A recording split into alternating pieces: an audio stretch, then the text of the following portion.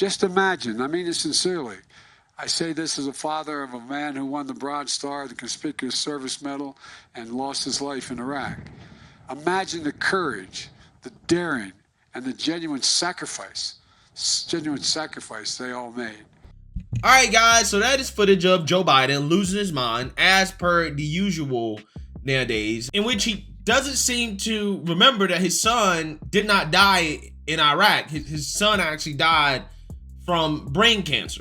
For whatever reason, Joe doesn't remember that. But, you know, according to Karine Jean-Pierre, the affirmative action propaganda artist for the White House, maybe he was just thinking of his son, right? His son has been on his mind so much, that's why he thought that he died in Iraq and not from brain cancer, which is the same exact excuse that she made when Joe Biden seemingly forgot that a Republican congresswoman had died in a car accident about a month earlier. But Joe Biden's tendency to have brain farts is not what really worries me about this president. As we all know, that's just, you know, normal for Joe nowadays, right? He's old. But what is not normal, that is not being talked about enough in the mainstream liberal media, is Joe Biden's tendencies to creep out little girls, something that he tends to do quite a bit. Oh, what the hell? Look at Dan. Now, the very important thing I told my daughter and granddaughters, no serious guys in your 30s. Okay. Right? No what? No serious guys till you're 30. I'll keep that in mind. At least. Everybody else is looking forward to it. Grandpa's one of those guys. That's nice of you to say. No, I'm not saying it. He knows I do. You remember what I told you last time I saw you? Do you remember what I told you? No, not smile. No date till you're 30. Okay, there we go. Well, let's get the senator in here.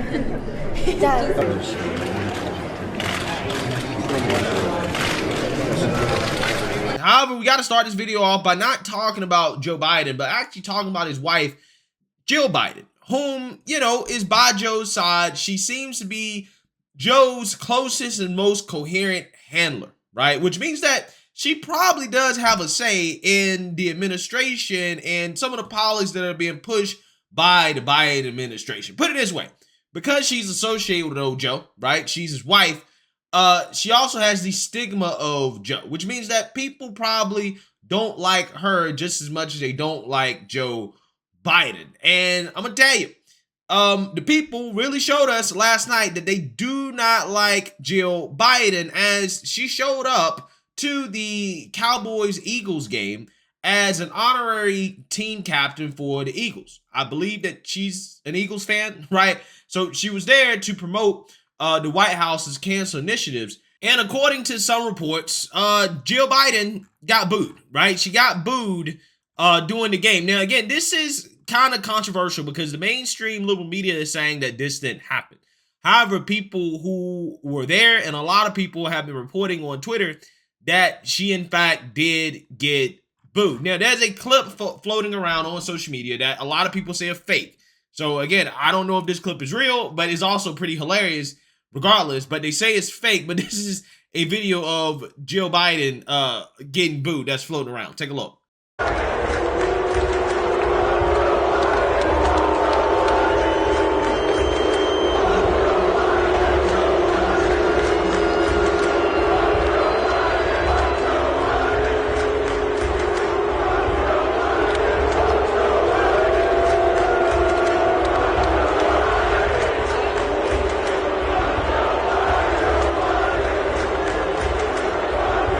Now, apparently, this is the real clip in which she is singing Fly, Eagles, Fly. Take a look.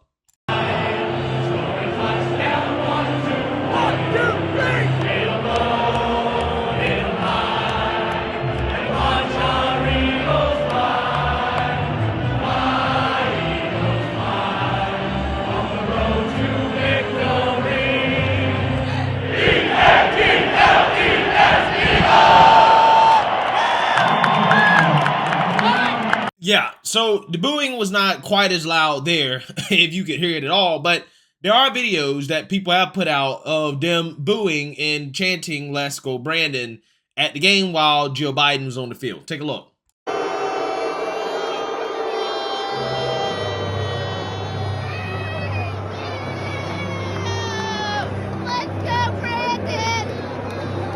Yeah, so you guys can clearly hear the booing. Now, of course, the NFL and, mainstream liberal media, they're trying to, sweep this footage from the internet. They don't want people to see Jill Biden getting basically booed off the field.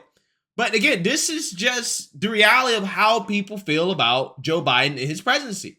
And how can you blame him, as Joe Biden routinely tells the American people that up is down and down is up, especially when it comes to the economy. As, again, just this weekend, Joe Biden made the claim that the economy is, quote, strong as hell. Take a look. Concerned about, just one more economic one, are you concerned about the strength of the dollar right now? I'm not concerned about the strength of the dollar. I'm concerned about the rest of the world. Does that make sense? Can you explain that? Yes. Our economy is strong as hell. The internal. Inflation is worldwide. It's worse off everywhere else than it is in the United States. So the problem is the lack of economic growth and sound policy in other countries, not so much ours. And that's how it's worldwide inflation. It's consequential. Yeah, so Joe Biden says that he's not worried about the strength of the dollar. He's worried about the rest of the world. Jeez, I wonder how the average everyday citizen is going to interpret a comment like that, right? Kind of like, the way that we've been telling people that the Democrats think about America, which is America last, right? America last. He just told you, I don't care about the strength of the dollar. I don't care if our currency plummets and becomes worthless. I care about everybody else. My priority as president of the United States is not the American people and making sure that our money stays strong, right, and useful. No, I'm worried about Vladimir Zelensky, who should be a dependent on each American's tax returns at this point, considering how much money we've shelled out to him and everybody else, as if you're the president of the world, Joe, right? Unfortunately, you're not the president of the world, okay? So then on top of that, he gaslighted even more by saying that the economy is strong as hell, despite the fact that we are officially in a recession. We've had 2 consecutive quarters of negative GDP growth. Therefore, we are in a recession, right? No matter what Joe Biden and the Democrats and mainstream liberal media say. And people are, in fact, most worried about the economy. Turning now to the battle for Congress with the midterms fast approaching. A new CBS poll out today shows Republicans are still favored to capture the House with an estimated 224-seat majority. Democrats had been narrowing the gap, but that momentum has stalled. CBS's Deborah Alfarone is in Washington tonight with those details. Good evening, Deborah. Good evening, Jerika. And no matter your income, inflation is inescapable, and it could be a deciding factor for the midterm elections. There's a lot in here that lowers the everyday cost for middle-class families. President Biden is trying to convince voters his big legislative win, the Inflation Reduction Act, will bring prices down. But a new CBS News Battleground Tracker poll shows 65% of registered voters believe the economy is getting worse. And 68% of registered voters say the Biden administration could be doing more. This is a top concern for all voters. It's also a top concern for the president. On Face the Nation, Transportation Secretary Pete Buttigieg said curbing inflation is the president's top economic priority. So there's a very clear choice, a very clear difference in approaches here right now on Capitol Hill and among office holders, where the focus for Democrats, the focus for the president, is to cut that cost of living and to cut the pressure, get people more breathing room at a time where inflation remains a major concern. Another top concern for voters, gas prices. The new poll found 63% of people said prices are going up, compared to 16% in August. Republicans are pouncing on the price at the pump and blaming Democrats. They're talking, bragging as if gas prices are lower. Gas prices are about 60% higher today than when Joe Biden took office. The president has an action-packed week ahead of him on the campaign trail, where he's going to be heading to Pennsylvania to stump for Lieutenant Governor John Fetterman. Jerika? Yeah, that U.S. Senate race, a very important one there. Deborah Alfarone, thank you. Yeah, so Joe Biden, who I think we can all reasonably believe is not mentally fit for office, is going to stomp and campaign for John Fetterman, who we have reason to believe is also not mentally fit for office. In John Fetterman's case, again, he had a tragic, unfortunate stroke. I feel bad for the guy. But I'm just saying, I'm not necessarily sure if this is a good look for the Democrats, okay? Joe Biden, who passed the Inflation Reduction Act, and that has not done anything about inflation. Inflation continues to rise. He also went to Saudi Arabia to try to bring down the price of gas by trying to convince Saudi Arabia to produce more oil. Now, ultimately, Saudi Arabia and OPEC Plus decided to do a production cut, a historic production cut, the exact opposite of what Joe Biden went over there for.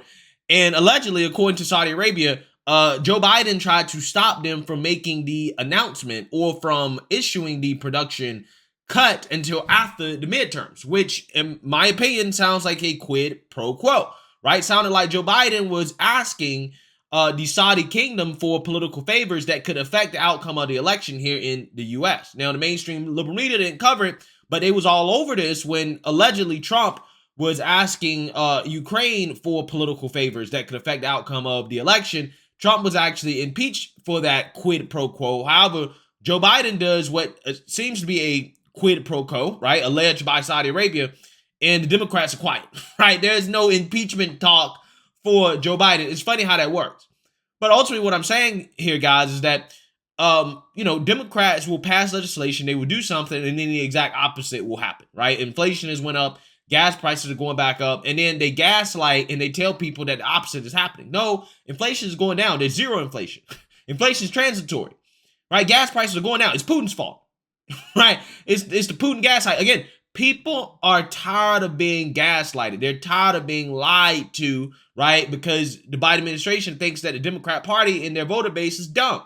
And I think what you're seeing there in regards to the Philadelphia Eagles fans booing Joe Biden is just a manifestation of the frustration that people are feeling with this administration, okay? They are disappointed in the Biden administration's job thus far, especially when it comes to the economy. And Jill Biden, who is Joe Biden's main handler, she seems to be the most coherent person around him.